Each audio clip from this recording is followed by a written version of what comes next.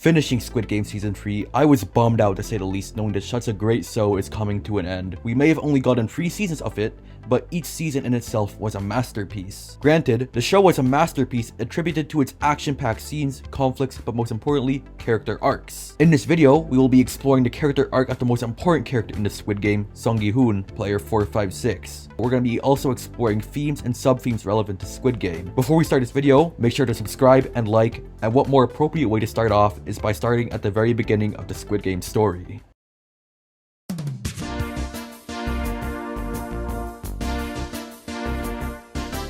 In Season 1, when we're first introduced to Gi-Hun, from my perspective, we're not really supposed to take him all that serious. He's a funny character to say the least when we first find out who he is. He still sneaks around his mom to go gambling, and he's always smiling, yelling, and cheering. But he's also not doing the best financially, as we can see him struggling to pay off his loan shark. Aside from his financial struggles, he seems to be a pretty joyous person. In a way, the Squid Game sets a foundation for us to emphasize with Gi-Hun. We can feel his positivity and jovial nature head on, but we also see his imperfections in life via his struggles, overall showcasing his humanity. In sum, our first impression of Gi-Hun, an extroverted, positive, and almost goofy guy with a big smile and almost no direction in life, is deceptively simple. He's nothing really all too special, not particularly responsible, he's just human. And that's what makes us relate to Gi-Hun. After being recruited to play the games, he gets knocked unconscious and then awakes, confused at his surroundings. Yet, on the premise of money, of course he doesn't turn it down. Gi-Hun participates in the games only to uncover the horrifying truth about it, and by a majority vote is released. While voting, it is evident that Gi-Hun is unaware of any reasonable motive to stay within the game, depicted by his shock upon seeing that his childhood friend Sang-woo had voted to stay within the games. However, these motives would very quickly become evident to Gi-Hun. Confronted by the harsh truth of reality, Gi-Hun feels helpless in front of the many factors of life that make him return to the game. He's severely in debt, his mother is sick, and he can't afford her payment, and his daughter is moving to the US and he has no financial or legal power to come with or stop it. He re-enters the game to help the people he cares about. He is able to build meaningful connections and bonds with other players. He protects and cares for those who are his friends, in Lights Out and throughout all the games. He offers to be the old man's partner in the marbles game, and he stands up for what he believes is right. From what we can tell from this, Seong Gi-Hun is a very kind and compassionate individual who's willing to speak up for what he believes is correct. Gi-Hun participates in the games and does pretty well. However, a daunting reality would set upon Gi-Hun that the rules permit killing each other. It represents the frontman's overarching philosophy that in dire circumstances, humans are inherently selfish, driven by survival and greed. The frontman's philosophy would be supported during Lights Out, where players massacred each other in order to eliminate competition. At this moment, you wouldn't even call these people humans, rather savage animals that predate on each other, wreaking havoc in this facility. Evidently, I think a central theme here in Squid Game is that people, when faced with dire circumstances, will go towards any means for survival. We've seen this during Lights Out, and then later in this series, the bathroom scene. Wait, what? Okay, alright, here's why I bring that up. Alright, so basically, what I'm trying to say here is, okay, you might be wondering, you know, why am I even bringing this up in the first place? But a theme of Squid Game is that people go towards dire means towards survival, right? And this is one of those. Alright, because Minyo doesn't get it on with Doksu out of love, she does it for survival. Here's why. In an interview with The Guardian, Squid Game director Hwang Dong-hyuk attributes the motive behind the sex scene to represent survival, not romance. Quote unquote, when trying to survive, the weakest link looks for an alpha to attach to. Paraphrasing further statements from director Hwang, humans are sexually attracted to people who they believe to be strong or better at hunting. Minyo seeks security in Doksu for this reason. Hwang wanted to quote-unquote show that regardless of gender, women and men tend to perform desperate actions in extreme situations. And there it is for you guys, that's why Minyo and Doksu fuck!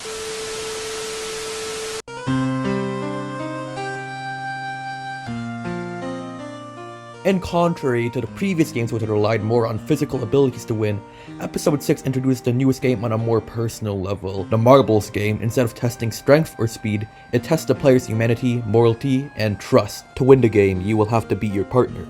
Most of the people paired with the people they cared about or bonded with during the games. Gi-Hun is paired up with player 1, the same old man he has genuinely cared about since the beginning of the games. It's an emotional setup. Two people who trust each other now forced into a deathmatch, one-on-one. This is where Gi-Hun goes against morality for the first time here. Gi-Hun is down to his last marble and resorts to lying to one in order to survive, exploiting his apparent memory loss. In this series, this seems to be the only time Gi-Hun actually truly betrays someone, and you can see it on his face the moment that he wins. There's no celebration, no sense of victory, just guilt and grief. But there's more to it than Gi-Hun just simply deceiving an old man. Player 1 knew Gi-Hun was deceiving him, but he let him win. Now, I want to challenge something real quick. Everyone loves to call out Sang-woo for what he did to Ali in the marble game, and yeah, it was pretty messed up, but here's the thing. Was Gi-Hun really any better? Both of them tricked someone who trusted them, both of them lied to save themselves. Sang-woo betrayed Ali with a bag of rocks, and Gi-Hun exploited an old man's confusion. So, why do we hate Sang-woo? But forgive Gi-Hun. Is it because Gi-Hun cried afterward, because he looked guilty, because he's our hero, the main character? Or is it because we, like the players in the game, pick and choose when to justify selfishness? Squid Game doesn't give us clean heroes, and that's the point. It shows us that under pressure, even the kindest people will break. And the difference isn't who breaks, but who tries to make it right afterward. I just thought it would be cool to quickly talk about that double standard that I noticed within the Squid Game community. But now, let's talk about Episode 8. Episode 8 is where things really start to shake up a little bit when it comes to Gi-Hun's character development arc. And a lot of it doesn't have to do with anything that Gi-Hun does, but rather his responsiveness to actions committed by his childhood best friend, Sang-woo. Sang-woo had already committed his first betrayal in the Dalgona game by deliberately letting his crew choose difficult shapes. However, his journey towards stooping low had really turned up a notch after the whole marbles game incident. The previous episode, in episode 7, the Glass Bridges game, is where we start to see Sang-woo's true character to begin to come out. Sang-woo had pushed a man on the last tile of the Glass Bridges game in order to survive. This is where an ethical dilemma comes in. Is Sang-woo right for this? That's the question that is asked when Gi-Hun and Sang-woo argue in episode 8. And frankly, I honestly think that both sides are right here. Think about it. The man in the front was taking forever. Time was ticking. If the time hit 0, everybody dies. So from Sang-woo's perspective, pushing that man wasn't about being cruel, it was about saving lives. A brutal sacrifice for the better good of the group. You could argue that if he hadn't done it, all three of them, Gi-Hun and Se-byok and himself, would have fallen with the timer. But to Gi-Hun, of course, just pushing a guy to his death is obviously a dick move. To him, justifying someone's death for the sake of time makes you no better than the people running the game. He saw a man trying to help, trying to use actual skill to guide him forward, and instead of waiting, Sang-woo chose to kill him. He basically just turned a human being into a stepping stone. But the point of the matter here is that in hindsight, Gi-Hun saw a human being on that tile, alive that could have been saved. On the other hand, Sang-woo saw an obstacle. In this scene, Sang-woo represents hard logic and cold strategy, while Gi-Hun is the face of empathy and compassion. Now, the three finalists, the last ones standing, are rewarded with a quote-unquote special dinner. And here's where irony kinda hits a little bit hard here. Sang-woo sits there, eating with perfect manners, still composed and still poised, still performing as the polished and educated Sang-woo of SNU he was outside of the game. On the surface, it looks like he's held onto his identity. But that's the thing, it's just a facade. The man who once had morals has now killed 2 people to survive. The classiness is an illusion, a shell of who he used to be. Meanwhile, Gi-Hun is eating like a man who hasn't tasted food in days. Messy, hurried, borderline animalistic. But that's the irony. Gi-Hun may look broken on the outside, but he's the only one out of the 2 who's kept his soul intact. When dinner ends, the table is cleared and the chairs are taken, but there's one thing that doesn't get taken. And it's that. 3 people and 3 knives and one unspoken message that I think all of us know what it means. Gi-Hun goes over to Se-byok to protect her from Sang-woo. Sang-woo appears to be dozing off, and I think that if Gi-Hun killed Sang-woo, in his sleep, that would be pretty reasonable to do. Like, you know, just eliminate the threat. But before he makes it there, Se-byok interrupts. She says, "Don't do it. You're not that kind of person." Even in spite of the threat of Sang-woo and his capabilities, Se-byok, acting kinda like a moral compass, is able to convince Gi-Hun that even though Sang-woo has become a shell of his former self, killing is still morally wrong. It's not just about the survival in the situation, it's preservation of the soul. She begs Gi-Hun not to lose himself, to not become like Sang-woo. Gi-Hun then notices that Se-byok is wounded critically and rushes to the help of the guards for medical assistance. And Sang-woo took advantage of this, and in the blink of an eye, Se-byok was dead. Now pause. This scene isn't just tragic, it's also symbolic. Se-byok didn't just die as a person, rather, I think she died as a concept. In this moment, Se-byok represented human morality. She acted as Gi-Hun's voice reminding him who he was. Gi-Hun stood by Se-byok the same way he has stood with his morality throughout all the games. Meanwhile, Sang-woo just killed his morality. And in the moment he killed Se-byok, it was clear. His humanity was completely gone, and the transformation was completed. In response, Gi-hun snaps. He swings at Sang-woo, and this is the first time in the series that we ever seen Gi-hun's rage really come to light. Se-byok's death had been his breaking point. Gi-hun, the compassionate empath, now hellbent for revenge. Gi-hun's vengeant transformation is solidified when he chooses to be offense in the Squid Game. Now on the surface, this seems to just be a practical decision. Maybe he just felt more comfortable playing on an offensive role, or maybe it was pure instinct, but this choice actually says a lot more than you think it would say about where Gi-hun's head is at. Throughout the entire series, Gi-hun has played and lived defensively. He's cared about protecting others, building relationships, bonds, being okay with putting himself into dangerous situations to help others. But in this moment, he's done being a defender. Why? Because now everything's personal. His switch to offense represents Gi-hun's spiral from a once empathetic and compassionate soul to just vengeance. The final game begins and they fight an epic battle, where Gi-hun emerges triumphant. At the very edge of victory, something stops Gi-hun. He could easily cross that line and earn the prize money, rightfully so, as Sang-woo literally tried to kill him in a battle to the death. But why did he stop? Because to do so, Gi-hun would be losing himself. His devastating transformation would be solidified by letting Sang-woo die, and so at the very edge of winning, which would cost Gi-hun losing himself, he rejects this, and tries to end the game. Sang-woo, weighed down by guilt, shame, and the darkness he's embraced, cannot accept disgrace. Rather than live with the pain of his actions, he takes his own life. A somber end to a man destroyed by the very game he tried to master. Gi-hun wins the game, but the victory feels hollow. He breaks the cycle of violence with mercy, but the scars of survival run deep. Released into the real world, Gi-hun is no longer the same man he was in the beginning. He got what he wanted. He was rich, but at what cost? He was a positive, energetic, but poor person in the beginning of the show. Now, he is wealthy, but he's absolutely dejected, empty, and hollow on the inside.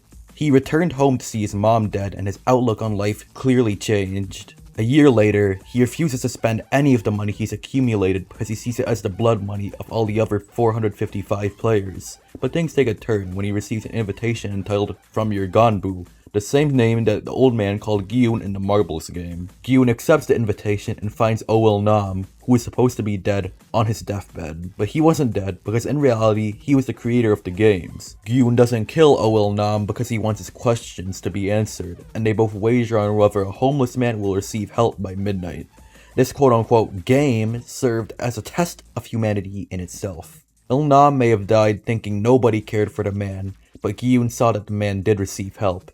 And that's where Gi-hun kinda gets a spark in a way to reclaim his life. After this, Gi-hun's journey to reclaiming himself starts in a way, most visibly by him looking to groom his shaggy appearance. He goes back to his old hairstyle and dyes his hair red. There's many interpretations as to why he does this, but my personal opinion on what I think it means is well spoken by user JustMe129. The ultimate quote-unquote power color, he kinda wants to take control of his life. Until that point, Gi-hun had kinda been in a real state of derealization, and so he finally takes some meaningful actions. He keeps his promise to Se-byok and leaves her brother in the good hands of Sang-woo's mother, giving the money he won from the games to an actual good cause.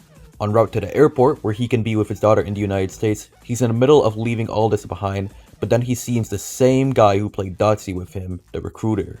Gi-hun wasn't able to get to the recruiter, but he was able to get a hold of one of his cards. And now knowing that the games are still going on and he's reminded of all that trauma, he's able to manage a call towards them. He expresses his reawakened rage and states, "I'm not a horse, I'm a human. That's why I want to know who you people are and how you can commit such atrocities." The frontman answers, quote unquote, "Get on the plane, it's for your own good." The frontman probably knew about Gi-hun's location and circumstances because they could have put trackers in him at any point in time. But Gi-hun at this point just can't let any of this slide. It's time for the people behind the games to get what they deserve, and that's justice. Now, that's the character of Seong Gi-Hun in Season 1. To summarize in bullets, here's a quick segment of bullets that you can see here. Now that that's over with, let's move on to the next part of the video.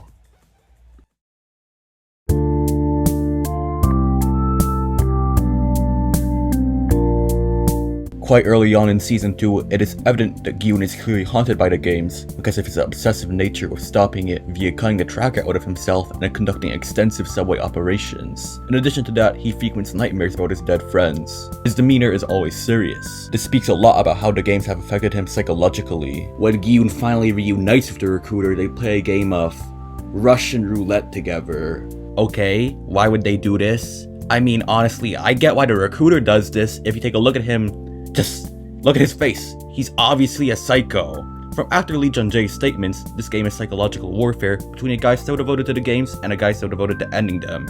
Gi-Hun chose to participate in such a dangerous game, at one point letting the recruiter point a gun at his head. Gi-Hun really has nothing to lose anymore and doesn't care if he dies.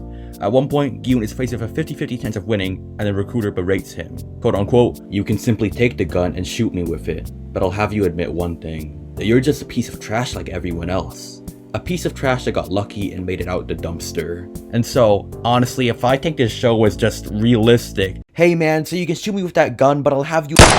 But this is Netflix, so of course that can't happen. Gi-Hun instead accepts the recruiter's challenge because he prefers dying over just letting the ideology of the games be proved correct. You see, if Gi-Hun were to shoot the recruiter, it proves the ideology of the games to be right.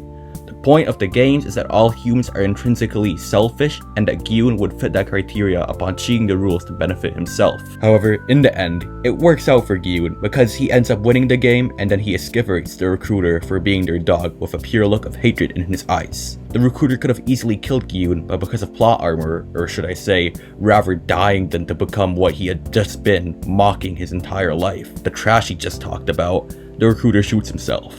Gi-Hun manages his way back to the games and leads people through them, but he has to also deal with people like this guy. You know, he's always... What does he do? Like, shut up, dude. Like, we don't care about your one more game bullshit. Oh, and also the frontman is in the games. Now, the Mingle game is where I think marks where the games really start to encourage the theme of kill or be killed per se. To sacrifice a human life to save your own, or somebody else's, I don't really know. In all the previous games, it was possible for everybody to be able to pass it, but in the Mingle game, it's the first game that pops up where people have to die in order for somebody else to live. Even though in Mingle, it's not directly like that, however, a lot of people had to push people out or like choke people out in order to win the game, standing as the warm-up for what would become Lights Out. Prior to Lights Out, Gi-Hun knows what's coming, so he gathers a small group of people in which the frontman proposes to attack the circles first in order to win the vote. Gi-Hun has other plans, however, and wants to incite a rebellion in which rebels would hide and not protect their fellow exes, which he calls a small price to pay for victory. Quietly, the frontman scores a victory against Gi-Hun in this way. In Season 1, Gi-Hun was a symbol of altruism, refusing to solve problems if it meant putting others down. However, by playing tactically, utilizing something that could be considered cold but is more of a quote-unquote end to justify the means type of action, Gi-Hun becomes more calculated, more tactical, kinda like the frontman. Not surprisingly so, the rebellion fails, if I should say. It lasted way longer than it should have due to plot armor. I mean, I know there are no trained professionals, but there's no way the guards have worser aim than stormtroopers. Oh, with that said, that's it for Season 2.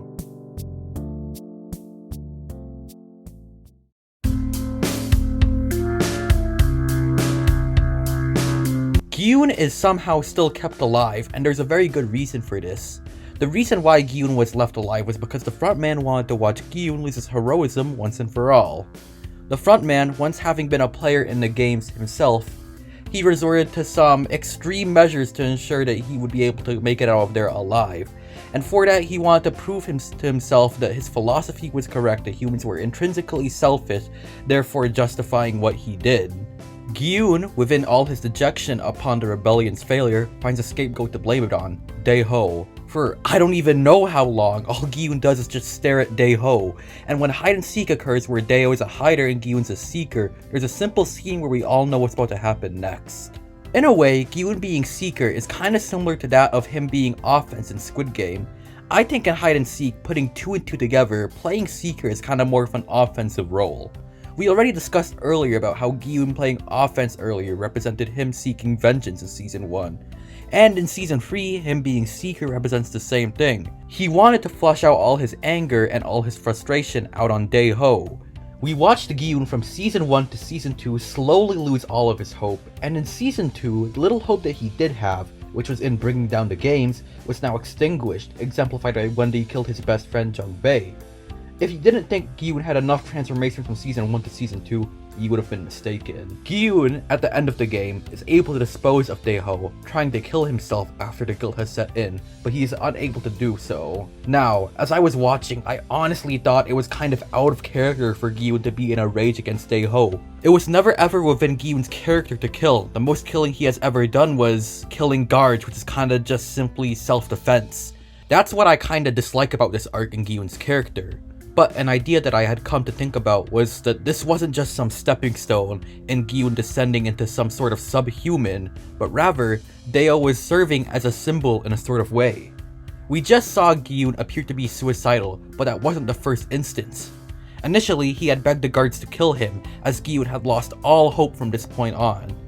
In a way to relieve himself of some of his dejection, he hunts down Dae-ho, but during their first confrontation he hesitates. But why? Of course, it makes sense for killing to be against Gi-Hun's agenda, but this is what the game is, having to kill someone for the sake of saving your own skin. Therefore, it's pretty justifiable to kill, I believe, in this situation. But I think that the real meaning behind this hesitation is that Gi-Hun, in the end, doesn't really envy Dae-ho, rather, he envies himself. Deep down, Gi-Hun blamed himself for the failure of the rebellion. Gi-Hun had initially been in a state of denial, not wanting to believe that he was the culprit of the rebellion's failure, so he had put the blame on somebody who could also be considered at fault. But when the game started, Dae-ho makes a really great and logical point. We wouldn't have won either way. I mean, just think about it logically. There are so many guards, yet so many rebels. Realistically, that rebellion should have been over in the span of about 5 minutes if Squid Game was realistic. Gi-Hun probably knew that internally, and that's why he blamed Dae-ho. But he didn't want to feel at fault for any of this. And so when Gi-Hun realizes that Dae-ho is gone, the realization sets in. There is nobody else to blame anymore. He can only blame himself. And that's why Gi-Hun says after killing Dae-ho, quote unquote, "It's my fault," whilst crying after Dae-ho's death. By extinguishing Dae-ho, who stood as his denial, he had to finally accept that it was truly his fault. Gi-Hun talks to Goom-ja, and then takes her plea to help her try and save Junhee and the baby, giving him a purpose to keep him playing the games. He lives this purpose through by being able to save the baby and help other players cross the bridge. Gi-Hun is called into a meeting with the frontman, and up to this point, from Gi-Hun's perspective, he had no idea who the frontman was. And in fact, there was actually no humanization to the frontman's character up to this point. To Gi-Hun, simply, the frontman stands as a sort of symbol in a way, a symbol of the sort of evil and violence that occurs within the games, the pure culprit behind it all, and that I don't even know how you could. Let's just call him, Mr. Bad Guy, or something like that. I don't know, it sounds kinda corny. But the frontman's black costume fully embeds his body, in the same way that the frontman conceals his humanity. But then, In-Hell reveals himself, and Gi-Hun realizes there is more to the frontman than it seems. He isn't just a symbolization of evil, no, he's just like Gi-Hun. Matter of fact, he was a friend of his. Gi-Hun is challenged with the prospect of killing the frontman, but that's exactly what it sounds like. The frontman wanted to defeat Gi-Hun in psychological warfare. By killing the frontman knowing that the games would still continue, it would have rendered Gi-Hun to admitting that the games were correct, that he was a piece of trash, just like the recruiter said he was. He turns down murder, he spares the other players' lives, and only kills in self-defense. The frontman was hoping that he would have done the same thing that he did, which in other words, I believe the way of thinking of the frontman sounds kinda like this. He doesn't necessarily believe in the games, he just doesn't believe in humanity. He thinks that humans are selfish people, and that in the end it's futile to have faith in humans. He just wanted to prove that he was right, that any inner guilt or rage that he had inside him would be justified. Gi-Hun, however, differs from the frontman. Throughout the final games, he never initiates any violence unless absolutely necessary. He could have stabbed player 336, but instead he cuts the suit off. He could have gone along with the lunchbox idea, but he rejects that. He could have let go of Myung-gi, but only when the suit rips, he couldn't do anything about it.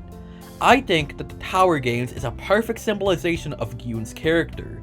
Even when faced with challenges throughout the entirety of the games, he persists on holding his values, and never succumbs to immoral actions. And so, as we all know, Gi-Hun uttered his final words. We are not horses, we are humans. And humans are... The reason why the sentence remains unfinished is important. It's open to interpretation. It could be multiple things. Humans are greedy, humans are selfish, but humans are also compassionate and generous. In the end, Gi-Hun may have not succeeded in overthrowing the games, but even the VIPs know, and the frontman knows, that in the end, even though it says the baby won, the true victor was player 456. He proved the system wrong.